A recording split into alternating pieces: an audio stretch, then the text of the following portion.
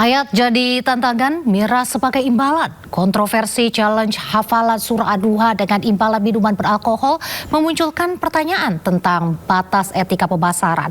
Apakah ini sekedar gimmick atau sudah kebablasan? Ketika simbol dan ajaran agama digunakan sebagai sebuah promosi, apakah hal tersebut masih bisa ditoleransi? Untuk membahas lebih lengkapnya telah bergabung bersama kami Ketua MUI Bidang Fatwa, Pak Asrorun Niam. Selamat sore Pak Asrorun Niam. Selamat sore Mbak, gimana kabar? Sehat-sehat ya? Sehat. Bapak sehat selalu ya Pak. Pak bisa dijelaskan apakah ini tuh dengan adanya challenge hafalan Al-Quran dengan imbalan minuman beralkohol, ini masih bisa ditoleransikah atau bagaimana ini pandangan MUI terhadap kasus ini? Ya, yang pertama tentu MUI menyesalkan atas tindakan menggunakan Al-Quran sebagai salah satu instrumen gimmick dengan hadiah minuman keras. Al-Quran sebagai kalamullah yang suci dan juga sakral, membacanya sebagai ibadah yang bersifat divine dan juga personal.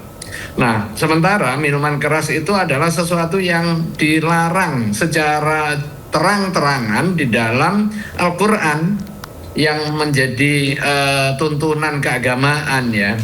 Nah, kemudian mengkaitkan bacaan Al-Quran dengan hadiah minuman keras, tentu ini kontradiktif, pelecehan dan juga perendahan kesucian Al-Quran yang bisa berpotensi mengarah kepada penodaan agama. Karena itu penyelenggara harus segera melakukan klarifikasi, melakukan tabayun, dan juga melakukan langkah-langkah mitigasi. Aparat penegak hukum juga perlu segera melakukan langkah-langkah penegakan mulai dari penyelidikan, penyidikan, dan juga penindakan jika ada pelanggaran hukum yang ditimbulkan dari peristiwa ini, karena isu ini sangat sensitif dan bisa mengundang kerawanan sosial jika tidak ditangani secara dini ya. Kemudian poin yang berikutnya yang saya kira penting untuk dijadikan langkah tindak lanjut dari peristiwa ini, yaitu adanya minuman keras sebagai salah satu sponsor kegiatan yang diikuti oleh publik secara terbuka.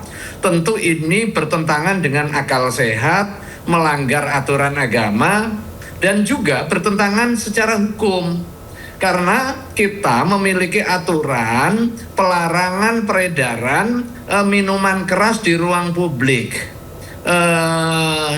Tiba-tiba ini ada kegiatan publik atas nama kreativitas, apa yang disebut sebagai proyek sementara sponsornya adalah minuman keras yang dari hasil riset kami kadar alkoholnya lebih dari 19%.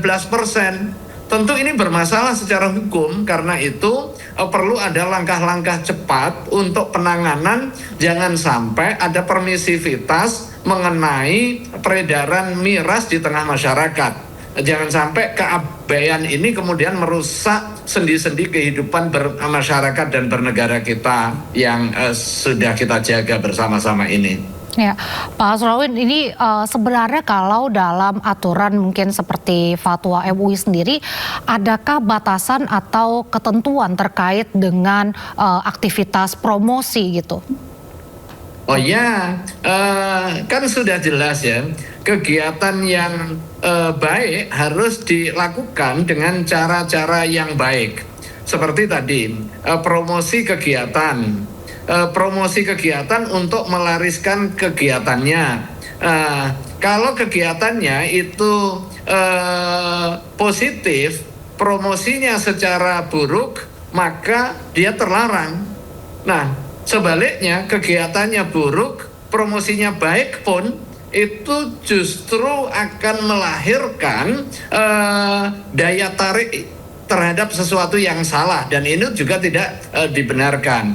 Seperti contoh misalnya Al-Quran dibaca sebagai sebuah ibadah, kemudian dijadikan sebagai salah satu instrumen untuk melakukan kebaikan.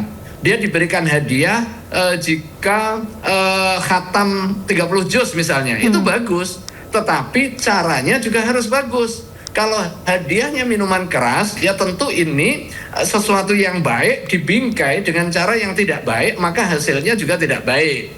Nah, sebaliknya, kalau ada mabuk-mabukan dilakukan oleh orang yang berjilbab misalnya, kemudian dia di masjid, tujuannya tempatnya di masjid, tujuannya untuk mendekatkan diri kepada Allah, tetapi dengan cara mabuk-mabukan, tentu ini juga tidak diperkenankan. Karena itu memang harus ada wisdom, harus ada literasi, harus ada edukasi bagi masyarakat, terutama bagi event organizer, kemudian bagi produsen, dan juga bagi masyarakat secara umum. Jangan sampai kreativitas atau atas nama kreativitas kemudian kita menabrak aturan, melanggar norma agama, melanggar kepatutan yang hidup di tengah masyarakat, bahkan sampai melanggar hukum formal yang bisa berdampak kepada risiko pidana.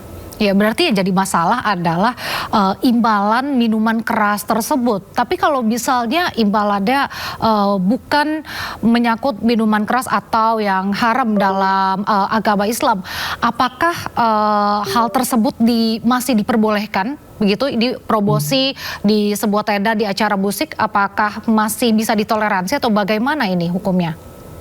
Enggak, misalnya membuat semacam gimmick atau kuis siapa yang hafal Al-Quran di dalam momentum 17-an misalnya, tentu itu bisa menstimulasi orang untuk giat membaca Al-Quran. Tetapi kemudian dikaitkan dengan hadiahnya apa? Hadiahnya mabuk, hadiahnya makan yang diharamkan misalnya. Tentu itu tidak diperkenankan, sekalipun mungkin itu bisa mendatangkan daya tarik, tetapi daya tariknya adalah daya tarik yang dilarang secara agama. Kemudian wahananya, kalau wahananya itu adalah tempat maksiat, misalnya lagi joget-joget yang mengumbar aurat, di dalamnya ada orang mabuk, kemudian ada kuis membaca Al-Quran, tentu tidak tempatnya. Sebagaimana ketika kita membaca Al-Quran di toilet misalnya, membaca Al-Qurannya oke, tetapi begitu ditempatkan di toilet menjadi terlarang, sekalipun mungkin niatnya baik untuk zikir dan lain sebagainya, tetapi ada tempat-tempat yang dilarang untuk melaksanakan aktivitas zikir termasuk membaca Al-Quran. Baik, Pak Asrorun, ini mungkin masih banyak yang bingung gitu. Di mana sih tapi batas antara kreativitas untuk promosi dengan tindakan yang dianggap merendahkan simbol atau ajaran agama? Ada batas-batas tertentu tidak? Atau seperti yang Bapak katakan tergantung momentum dan acaranya saja? Sebenarnya enggak terlalu sulit ya. Jadi kreativitas itu tentu tidak tanpa batas. Agama pun juga tidak memberikan pembatasan terhadap kreativitas. Nah, agama tidak menutup kreativitas seseorang. Bahkan agama mendorong adanya kreativitas di dalam berkebudayaan, berperadaban, menemukan inovasi-inovasi, termasuk di dalam urusan seni. Tetapi ada koridor agama, koridor kepantasan di tengah masyarakat, dan juga koridor hukum. 3 aspek ini harus dijaga gitu. Ketika apa yang tadi dilakukan itu nalar masyarakat awam pun sudah menilai bahwa itu tidak pantas, kemudian itu bertentangan dengan komitmen mensucikan Al-Quran sebagai kalamullah, dan punya potensi melanggar aturan hukum formalnya. Baik, terakhir Pak Asroruniam, singkat saja. Jadi siapa yang sebenarnya harus bertanggung jawab dalam insiden ini? Apakah pihak penyelenggara, pihak brand, atau MC-nya? Atau bagaimana ini? Dan adakah sanksi yang bisa dikenakan? Untuk memastikan kasus itu hingga pada hukum akhirnya tentu membutuhkan pendalaman ya, tasawur masalah kalau di dalam proses ifta, proses pemfatwaan. Karena itu MUI menunggu klarifikasi pihak-pihak yang memiliki tanggung jawab terkait dengan kasus yang viral ini. Mulai dari MC, kemudian event organizer, produsen, sponsorship, dan juga pihak-pihak yang bertanggung jawab. Karena kasus ini membuka banyak hal. Yang pertama terkait dengan etika event organizer, yang kedua etika kegiatan publik, kemudian ketentuan keagamaan, dan yang paling penting adalah soal potensi pelanggaran hukum terhadap peredaran minuman keras di ruang publik yang pada hakikatnya itu dilarang oleh hukum. Baik, berarti masih didalami dan akan ditindaklanjuti jika memang ditemukan adanya pelanggaran-pelanggaran. Terima kasih Pak Asroruniam telah berbagi bersama kami dan terima kasih juga atas waktu yang di Sunda Sore.